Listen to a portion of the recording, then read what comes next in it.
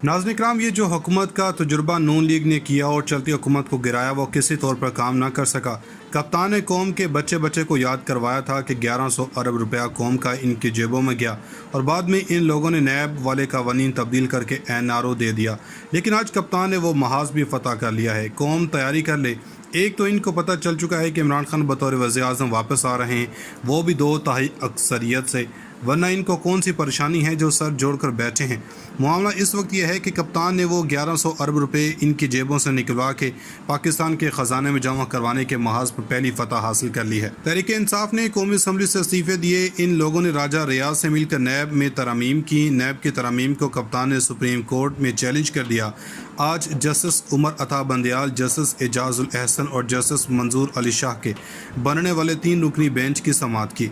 Justice Ejazul Ehsan ने कहा कि बड़ी उजलत में बहुत जल्दी के अंदर इन लोगों ने कवानीन में तरमीम की है।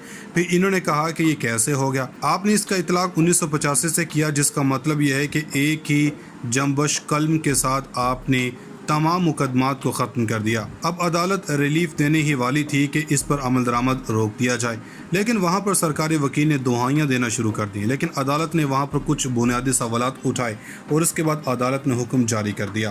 पहली बात यह है कि इन्होंने शाह महमूद कुरैशी को बुलवाया और कहा कि देखिए, पार्लियामान आइन में सुप्रीम है, PTI पर लोगों का ट्रस्ट मौजूद है, पार्लियामेंट फंक्शनल होगी तो जमहूरियत चलेगी। फिर सुप्रीम कोर्ट ने कहा कि IMF का मुआहिदा हो गया तो भी अभी तक इसको कबूल नहीं किया जा रहा। आज तहरीक इंसाफ के वकील ख्वाजा हारिस चीफ जस्टिस ने बहुत तारीफ़ की कि आपने बहुत मेहनत से दरख्वास्त तैयार की है। इस बारे में इन्होंने कहा कि बुनियादी बात यह है कि अगर अमीर आदमी दौलत जहाँ चाहता है मुंतकिल कर लेता है, पटवारी पैसे लेता पकड़ा जाए तो इसके खिलाफ कार्रवाई होती है। अब ये सारी बातें रखने के बाद अदालत ने फिर इन्होंने कहा कि आपको अक़वाम मुत्तहिदा के करप्शन से मुतालिक कन्वेंशन को याद रखना है, क्योंकि आप छोटे आदमी को पकड़ते हैं मगर बड़े को नहीं पकड़ सकते। तहरीक इंसाफ ने बहुत अच्छे अंदाज में दलाइल दिए। इसकी कुछ शिकें जिसकी वजह से हुकूमत को बचाना मुश्किल है वो शख्सियात के लिए हैं। इस सारे सूरत-ए-हाल को देखते हुए सुप्रीम कोर्ट ने पहला काम कर दिया है, लेकिन इनका ख्याल था कि इसको उड़ा देंगे, लेकिन सुप्रीम कोर्ट PTI के प्ली बार्गन को कबूल कर लिया है। इसके बाद इन्होंने नैब को और वफाकी हुकूमत को नोटिस जारी करते हुए अगले जुम्मा तक केस की समाअत मुलतवी कर दी है। इसका मतलब यह है कि ये केस उड़ जाएगा। अब बात कर लेते हैं राना सनाउल्लाह और अता तारड़ ने बड़ा रोल अदा किया नून लीग की हुकूमत बचाने में। तहरीक इंसाफ के खिलाफ इन दोनों ने बड़ा टूल इस्तेमाल किया। फवाद चौधरी ने कहा है कि 22 तारीख को इन्होंने पंजाब में हुकूमत संभाल लेनी है और 23 तारीख से राना सनाउल्लाह और अता तारड़ पर पंजाब में दाखिले के हवाले पाबंदियाँ आयद कर दी जाएंगी। अब इन लोगों के लिए अगर अली अमीन पर पाबंदी लग सकती है तो इन पर भी लगेगी, क्योंकि ये दोनों नासूर हैं। अब तहरीक इंसाफ के लोगों को ख़रीदने की कोशिश कर रहे हैं, लेकिन इनको पता नहीं है कि मुल्क में इस वक्त इमरान खान की हवा चल रही है और जो इसके सामने खड़ा होने की कोशिश करेगा तो वो गिर जाएगा। ये पहली बार 20 की 20 सीटें निकाली हैं। अब इनके 2 MPs को ख़रीदने की बात हुई है। इनको कहा है कि हमारे 2 MPs को ख़रीदने की बात हुई है, लेकिन इनकी बात नहीं बनी। लेकिन अब ये करें क्या? अब कप्तान ने देखा कि जिन हलकों में ज़िमनी इलेक्शन था, जैसे ही इलेक्शन हुए उन हलकों में लोड शेडिंग का आगाज़ हो गया। इसकी ज़िम्मेदार सिर्फ हुकूमत है। अब तहरीक इंसाफ ने इनको मुज़ाकरात की पेशकश कर दी है। इसकी वजह यह है कि इस वक्त मईशत डगमगा रही है। 222 पर डॉलर्स है, सरकारी रेट 226 तक चला गया और डॉलर्स बढ़ता है तो पाकिस्तान पर कर्जे बढ़ जाते हैं।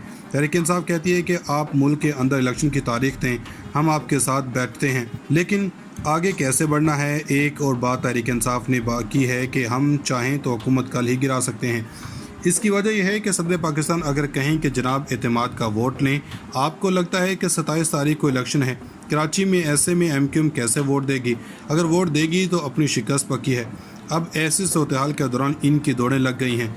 बड़ी मेहनत के साथ इक़्तिदार में आए थे मगर इक़्तिदार हाथ से निकल गया। किसी ने नहीं खींचा बल्कि अवाम ने एतमाद कर लिया है। इस वक्त ज़रदारी हुकूमत ने कहा कि हम आइनी मुद्दत पूरी करेंगे, मगर ऐसा नहीं होने जा रहा।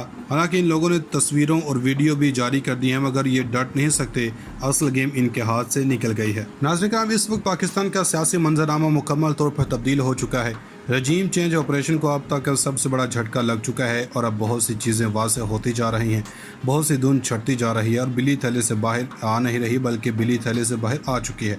एक जानब तो जनरल फैज़ हमीद एक मरतबा फिर से एंट्री दे चुके हैं और इनकी एंट्री किसने करवाई है ये इससे भी ज़्यादा दिलचस्प है।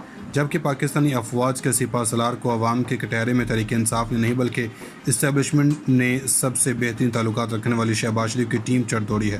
لیکن اس معاملے میں بڑی ڈیولپمنٹس ہیں۔ چینی میڈیا کس طرح عمران خان کی جیت کو منا رہا ہے۔ مریم نواز نے خطرے کی گھنٹی بجا دی ہے، اور ہم سمجھتے ہیں مریم نواز نے جس کا عندیہ دیا ہے اس کو نظر انداز نہیں کیا جا سکتا، کیونکہ چھوٹا سے فائدہ دے کر الیکشن کمیشن کوئی بڑی واردات تو نہیں ڈالنے والے۔ جبکہ 22 تاریخ کو پرویز الہی کو الیکشن ہروانے کے لیے ایک گھناؤنا منصوبہ بنایا گیا، اس پر بدماشوں کی طرح واویلا بھی کیا جا رہا۔ آج کی ویڈیو میں ابھی تک کے سیاسی منظرنامے کو مکمل طور پر رکھا جائے گا۔ ناظرین، عمران خان نے ایک مرتبہ پھر جیتنے کے بعد الیکشن کمیشن کو نشانے پر رکھا ہے، یعنی پہلی بار جیتنے والی ٹیم کہہ رہی ہے کہ دھاندلی بہت ہوئی ہے، مارجن کم ملا ہے، شاید پی ٹی آئی 18 سیٹیں حاصل کرتی، پی ٹی آئی 25 سے 30 ہزار ووٹ زیادہ لیتی۔ لیکن اطلاعات یہ ہیں کہ عمران خان کو پتہ ہے کہ اندر کھاتے ہوا کیا ہے۔ نون لیگ کے اجلاس میں ایک رپورٹ پیش کی گئی ہے جس میں شکست کی دلچسپ وجوہات پیش کی گئی ہیں۔ اس رپورٹ میں باقاعدہ طور پر پاکستانی سیاست سے چند لوٹوں کا خاتمہ ہو چکا ہے، باقی عوام عدالت ایک بار پھر سے فیصلہ دے دے گی۔ اب ہوا یہ ہے کہ اس پورے معاملے میں رانا ثناء اللہ نے ہر حلقے کے حوالے سے الگ الگ رپورٹ پیش کی۔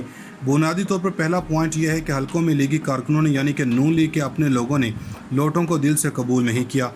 مکمل طور پر کسی نے بھی ان کی جیت کے لیے جان نہیں لڑائی۔ اس سب کے اندر اب ان لوگوں نے مان لیا ہے کہ جو مہنگائی کا جن بے قابو تھا، اور یہاں تک کہ 2 دن پہلے الیکشن سے 18 روپے نے عوام کا غصہ دلا دیا ہے کہ نون لیگ نے کیا سمجھا ہے کہ ہم پاگل ہیں کہ اب ان کی سیاسی چال کو نہ دیکھ لیں، یعنی 2-4 صحافیوں والی پالیسی اور دھوکہ فریب عوام اب سمجھ چکی ہے۔ ناظرین، عمران خان نے ایک مرتبہ پھر جیتنے کے بعد الیکشن کمیشن کو نشانے پر رکھا ہے، یعنی پہلی بار جیتنے والی ٹیم کہہ رہی ہے کہ دھاندلی بہت ہوئی ہے، مارجن کم ملا ہے، شاید پی ٹی آئی 18 سیٹیں حاصل کرتی، پی ٹی آئی 25 سے 30 ہزار ووٹ زیادہ لیتی۔ لیکن اطلاعات یہ ہیں کہ عمران خان کو پتہ ہے کہ اندر کھاتے ہوا کیا ہے۔ نون لیگ کے اجلاس میں ایک رپورٹ پیش کی گئی ہے جس میں شکست کی دلچسپ وجوہات پیش کی گئی ہیں۔ اس رپورٹ میں باقاعدہ طور پر پاکستانی سیاست سے چند لوٹوں کا خاتمہ ہو چکا ہے، باقی عوام عدالت ایک بار پھر سے فیصلہ دے دے گی۔ اب ہوا یہ ہے کہ اس پورے معاملے میں رانا ثناء اللہ نے ہر حلقے کے حوالے سے الگ الگ رپورٹ پیش کی۔ بنیادی طور پر پہلا پوائنٹ یہ ہے کہ حلقوں میں لیگی کارکنوں نے یعنی کہ نون لیگ کے اپنے لوگوں نے لوٹوں کو دل سے قبول نہیں کیا۔ مکمل طور پر کسی نے بھی ان کی جیت کے لیے جان نہیں لڑائی۔ اس سب کے اندر اب ان لوگوں نے مان لیا ہے کہ جو مہنگائی کا جن بے قابو تھا، اور یہاں تک کہ 2 دن پہلے الیکشن سے 18 روپے نے عوام کا غصہ دلا دیا ہے کہ نون لیگ نے کیا سمجھا ہے کہ ہم پاگل ہیں کہ اب ان کی سیاسی چال کو نہ دیکھ لیں، یعنی 2-4 صحافیوں والی پالیسی اور دھوکہ فریب عوام اب سمجھ چکی ہے۔